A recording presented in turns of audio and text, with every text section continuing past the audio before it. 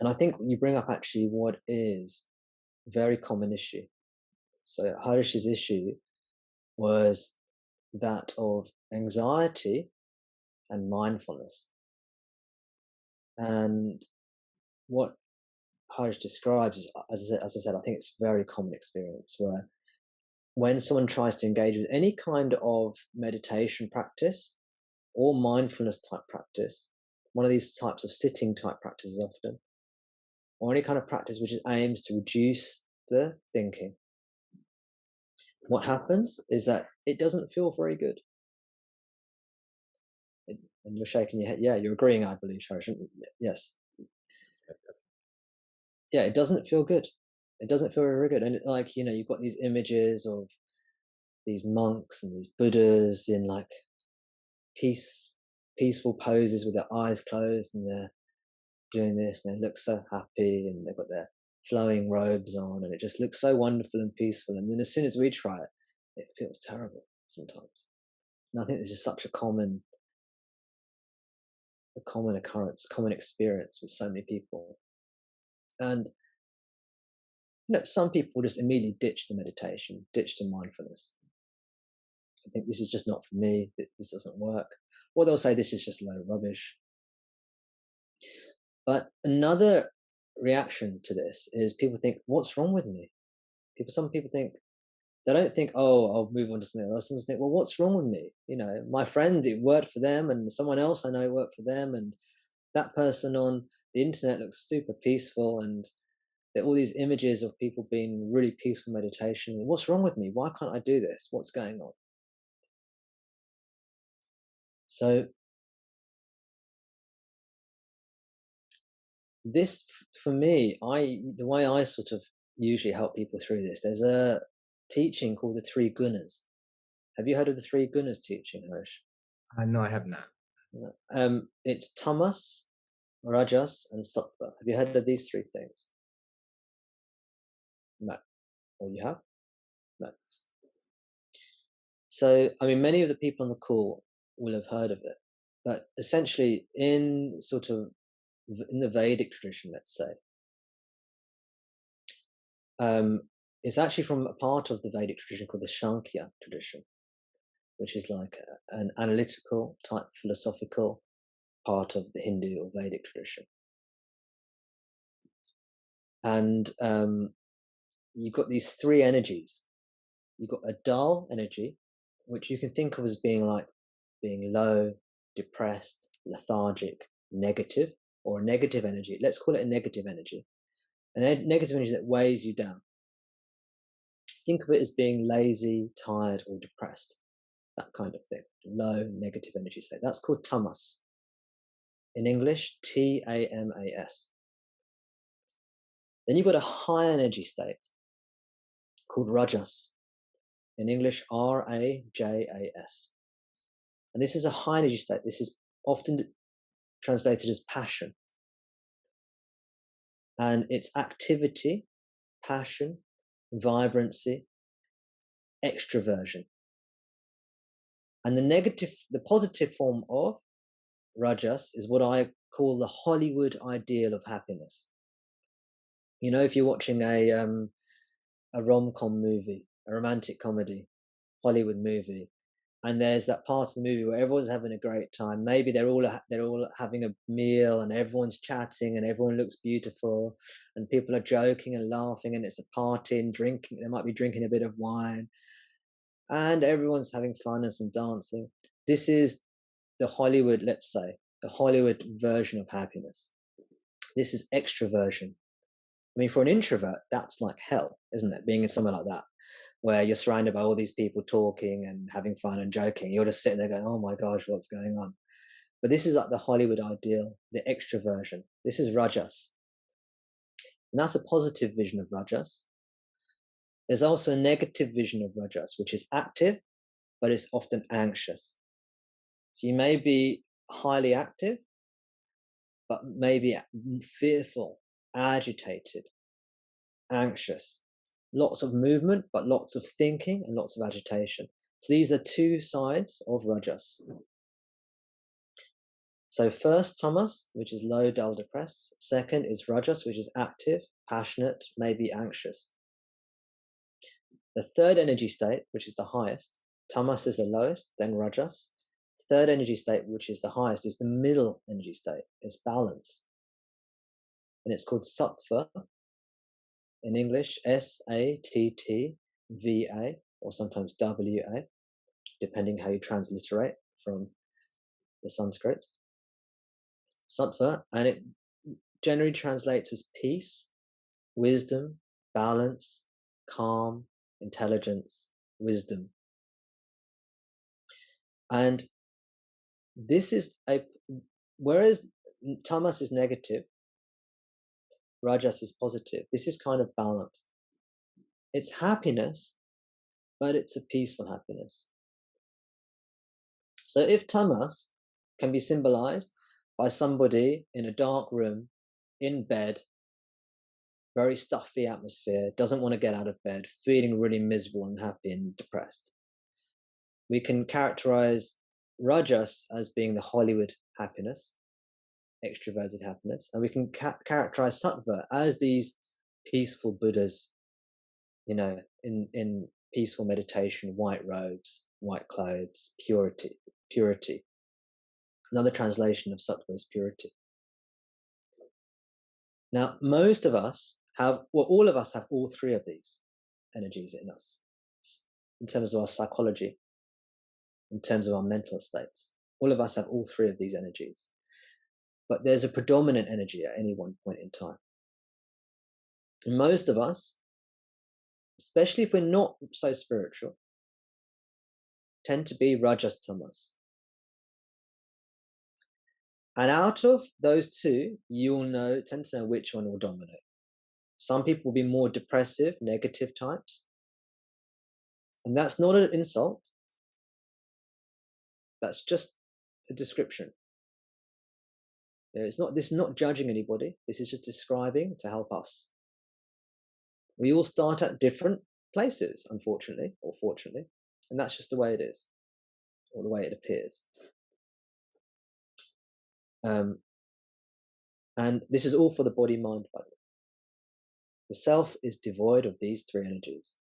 These three energies are called the gunas, G-U-N-A-S. The gunas are the energies of Maya. These three gunas make up Maya, or illusion. The self is nirguna, or nirvikalpa. Nirguna means no qualities, none of these energies. Maya, or this world, is saguna, means with qualities, or savikalpa, with thoughts. Thoughts and qualities and gunas are actually the same thing.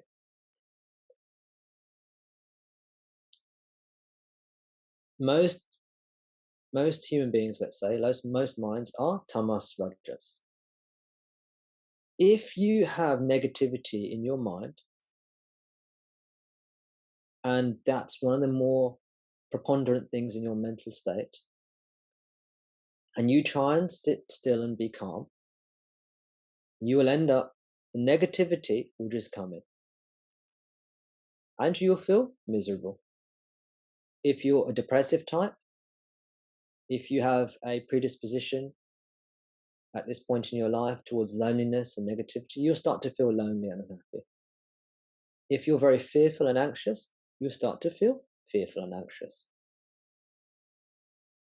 So trying to quieten the mind when you're tamasic in any kind of way, or any kind of negativity in your mind, so the negative aspect of rajas, the anxiety, the fear, if you're trying to quieten the mind when you're in these kinds of negative states, tamas or negative rajas, it will tend to feel horrible.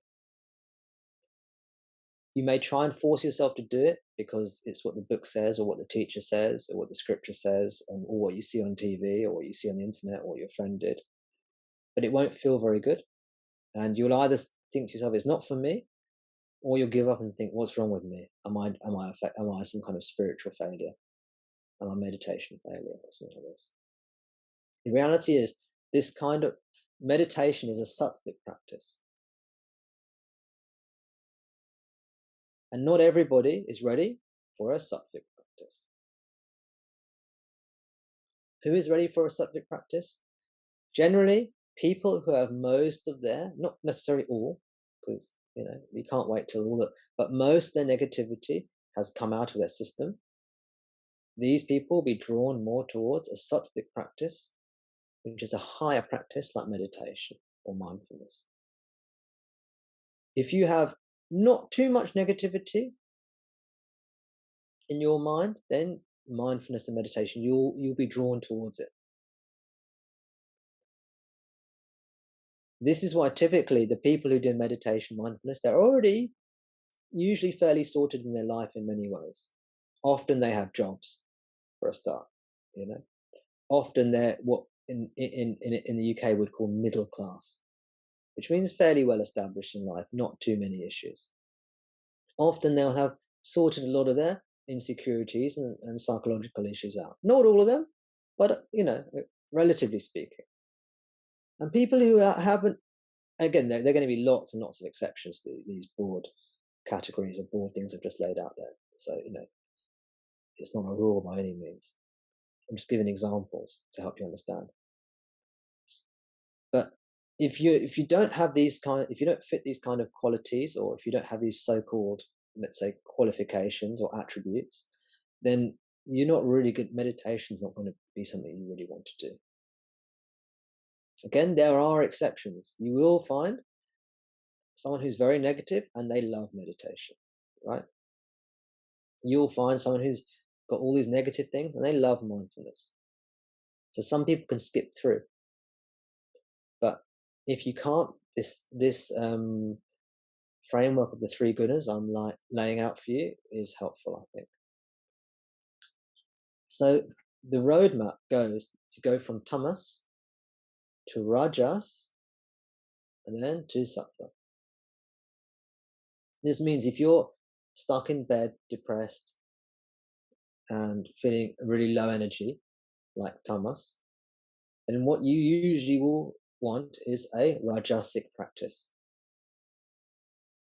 Rajasic practices tend to be colorful, vibrant, active, passionate, and positive. This phase of the journey from tamas to rajas is basically follow your bliss. Do what makes you feel alive, vibrant, happy. It might involve distracting yourself, right? It may involve lots of physical movement, bright colors.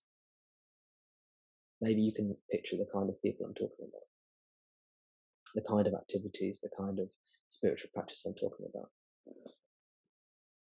You do that, eventually your tamasic energy, your negativity will be burned away. And you'll be predominantly rajasic now. When you're predominantly rajasic, after some time, you realize this Hollywood notion of happiness is also not stable, also not satisfactory, and you'll be looking for peace. Peace is also called sattva. And this is when you go more towards meditation, mindfulness. And this is when meditation, mindfulness will start to feel good. But generally speaking, not until then. One thing that can help us throughout this journey is devotion. Devotion to God can be a rajasic practice. Again, you can use your imaginations. You can imagine that devotion to God can be very rajasic. It can involve rituals. It can involve singing. It can involve dancing. It can involve quite vigorous movement. It can involve going out into the community, raising money for charity. These are all outward, extroverted, rajasic things to do. But devotion to God can also, as it continues, it generally speaking becomes more and more subtle, more purified. Or let's say it becomes more subtle as the mind becomes more purified, and it becomes more gentle, and it becomes more like what would typically be called meditation, when we're just resting in the presence of God, in our own presence, which is mindfulness or meditation in a way. Ramana's teachings, you see, his highest teachings are all about becoming sattvic. And I didn't mention one thing, which is from sattva. Initially, sattva is mixed with tamas and rajas. But as sattva becomes purer and purer and purer, the tamas and rajas get burnt out totally out of sattva, and you get pure sattva. Pure sattva is also called the self. Now, other ways of talking about it is that you go beyond sattva. Some people say that pure sattva is the self. Other people will say that the self is beyond the gunas, beyond tamas, rajas, sattva. But it comes to the same thing, which is the mind becomes totally pure. When the mind becomes totally pure, it doesn't exist anymore. This is the self. One of the beautiful things about Ramana is his teaching will cater for you wherever you are on this gunas scale. And this is one of the beautiful things. No matter where you are, you will find his teachings helpful. This is what I think. Obviously, you see if it's right for you. This is what I think. This is what I say. Some teachings just cater for one of these steps, or one of the parts of these journeys. But Bhagavan's teachings will take you from wherever you are to liberation.